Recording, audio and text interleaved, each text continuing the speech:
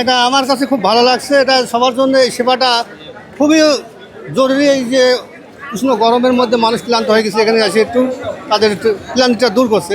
পানি দিছে, স্যালাইন দিছে, ঔষধ দিছে, আবার ডাক্তার ট্রিটমেন্ট করছে। আমি দুইবারে ট্রিটমেন্ট করাইছি। ফলে বারবার যেই কয়বার যে অসুস্থ হন ট্রিটমেন্ট করবেন, পানি খাইবেন, স্যালাইন নেবেন। আমরা স্যালাড পাইছি, ওষুধ পাইছি, আমরা বহুত কিছু পাইছি, খুব ভালো পাইছি। আমরা চালু করে কোরআনের আইন জানি চালু হয় বাংলাদেশে, এই আন্দোলনে আমরা আসছি। ইনশাল্লাহ জানি কোরআনের আইন জানি বাংলাদেশে চালু করে।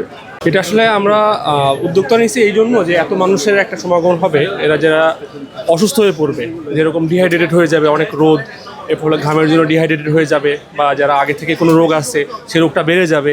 তো ইমার্জেন্সি কন্ডিশনে যদি কোনো প্রয়োজন পড়ে তাহলে সেই সার্ভিসটা যেন আমরা দিতে পারি, এই জন্য আমরা সকাল থেকে মোটামুটি 5:30 থেকে আমাদের কার্যক্রম শুরু হয়েছে। তখন থেকে আমরা শুরু করছি এবং এখন পর্যন্ত আলহামদুলিল্লাহ আমাদের বিভিন্ন ডিসিপ্লিনের, আমি যেরকম বাত ব্যথা বিশেষজ্ঞ হিসাবে আসছি, সব ডিসিপ্লিনের ডক্টর এখানে আছে। যার যেটা প্রবলেম হচ্ছে আমরা চেষ্টা করতেছি আমাদের সামর্থ্য অনুযায়ী যে মেডিসিনগুলো আছে সেগুলো দিয়ে প্রাথমিক চিকিৎসা দেওয়ার চেষ্টা করতেছি। বাংলাদেশ জামাতে ইসলামের পক্ষ থেকে আজকে যে